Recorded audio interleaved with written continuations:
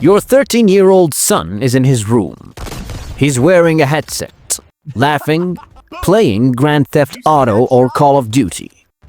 He thinks he's talking to another teenager named El Diablo 666, who just gifted him an expensive new weapon skin.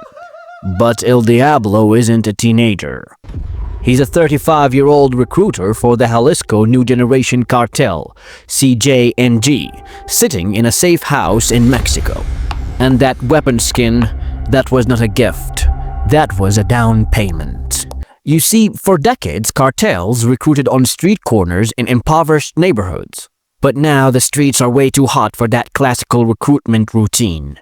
There are too many cameras, too many police. And so they moved their recruiting grounds to the one place where millions of children gather unsupervised, where violence is normalized, and where parents never think to look. Welcome to the new playground of organized crime. The controller in your child's hand is now a direct line to the underworld. In our last deep dive, we looked at how the mafia embraced ransomware. We showed you how they hold data hostage for millions of dollars. But in today's video, we are looking at something far more sinister. They aren't stealing data anymore, they are stealing a generation. Law enforcement agencies across the United States and Mexico, including the FBI and Interpol, have sounded the alarm. Cartels are systematically infiltrating popular online multiplayer games to groom and recruit minors as drug mules, lookouts, and eventually sicarios. It is a perfect storm. You have games that glorify the narco lifestyle, played by impersonable young men desperate for status and money, all hidden behind the anonymity of an avatar. In this dive, we are exposing the cartel's digital recruitment playbook. First, we will identify the hunting grounds, the specific games where these recruiters operate and why they chose them.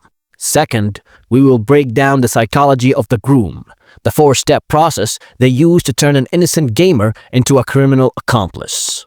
And finally, we will show you the terrifying reality of the crossover. What happens when the game ends and the real-world job begins? So let's ask this question. Why would a multi-billion-dollar criminal organization waste time playing video games?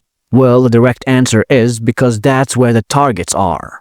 In the old days, a recruiter had to physically find vulnerable kids. It was kind of slow and geographically limited. Today, a single recruiter sitting somewhere in Mexico has instant anonymous access to millions of potential recruits around the world 24 hours a day. And they target specific types of games. First, there are the open-world crime simulators like Grand Theft Auto Online.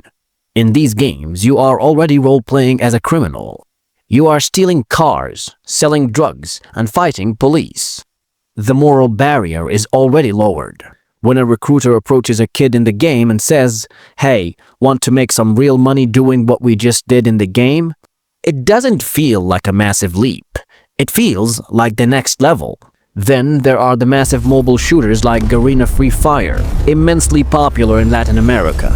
These games are accessible on cheap phones, reaching demographics that are economically vulnerable, the perfect targets for financial coercion. Even supposedly innocent platforms like Roblox have become hunting grounds. Cartels create narco-themed servers where kids can roleplay as cartel members. Recruiters hang out in these servers, watching who takes the roleplay too seriously, looking for the kid who is too eager to be the bad guy. They aren't hacking the game's code. They are hacking the social features, the unmonitored voice chats, and the direct messaging systems. It is a massive encrypted conference call that parents and police cannot hear. They have found their target audience. They are in the same lobby. But how do you convince a suburban teenager to work for a violent cartel? Well, you don't start with threats. You start with friendship. The most terrifying part of this process is how patient it is. Cartel recruiters use the exact same psychological grooming techniques employed by sexual predators online. It is a slow burn designed to build absolute trust. Step 1 is the befriending. The recruiter doesn't start off by acting like a gangster. They act like a cool old brother. They join the target squad. They play for hours, days, even weeks. They protect the kid in the game, help them win matches, and boost their rank. They listen to their problems about school or parents. They become their confidant. Step 2 is the gifting. This is the hook. In the world of online gaming, status is everything, and status costs money. The recruiter buys the target in-game coins, exclusive skins, or battle passes. Suddenly, the kid feels indebted. They feel special. The recruiter isn't the rich friend who takes care of them. They are buying loyalty with digital currency. And then comes step 3, the normalization. Once trust is established, the conversation shifts. The recruiter starts glorifying the narco lifestyle. They talk about the money, the cars, the respect. They show off real weapons on video calls. They make the cartels sound like just another faction in a video game, the winning faction. And finally, step 4, the ask. The trap is sprung. It starts small. The recruiter might say, "Hey, I need a favor. I need you to receive a package at your house. It's just some gaming gear I can't have sent to mine. I'll give you $500 just for holding it." Or perhaps, "I need you to stand on this street corner for an hour and text me if you see any police cars." It's easy money, just like a mission in the game. The kid thinks it's easy. They think it's a game. But the moment they accept that first real-world dollar, the recruiter owns them. The friendly older brother mask falls off, and the reality of who they are dealing with is revealed. This isn't hypothetical.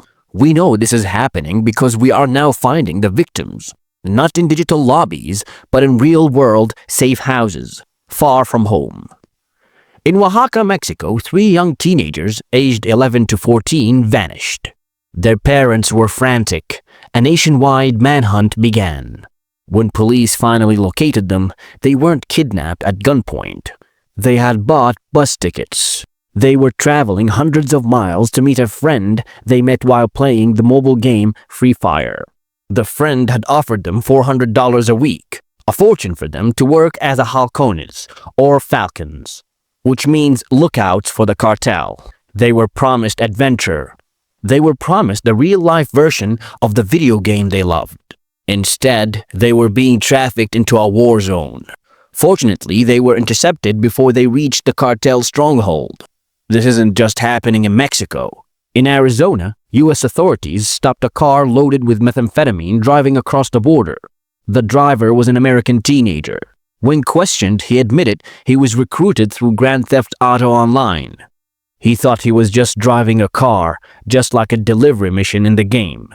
He didn't realize that in real life, there is no respawn button if you get caught by rival gangs or the police. The cartels love these young recruits. They are cheap, they are easily manipulated, and most importantly, if they get caught, they face juvenile detention, not adult federal prison. They are the ultimate disposal soldiers, trained on controllers before they are ever handed a real gun. The line between the digital simulation and the bloody reality has completely blurred. The video game industry has inadvertently created the most effective military recruitment tool in history, and the wrong army is using it. The ultimate revelation is this. The cartels have realized that the best way to create a soldier isn't to beat them into submission. It is to gamify the process. By recruiting through these games, they are getting soldiers who are already desensitized to virtual killing, who already understand squad tactics, and who are already motivated by digital rewards. They aren't just recruiting children, they are recruiting pre-trained operatives from a simulation they helped create. The game isn't just a game anymore, it's boot camp. You see, the modern underworld is terrifying in its innovation. They use state-of-the-art technology to exploit ancient human weaknesses. But no matter how technology changes, one thing remains eternal in the world of crime: the human element. If you like this video, give it a thumbs up. Don't forget to subscribe and hit that notification bell to get our next video.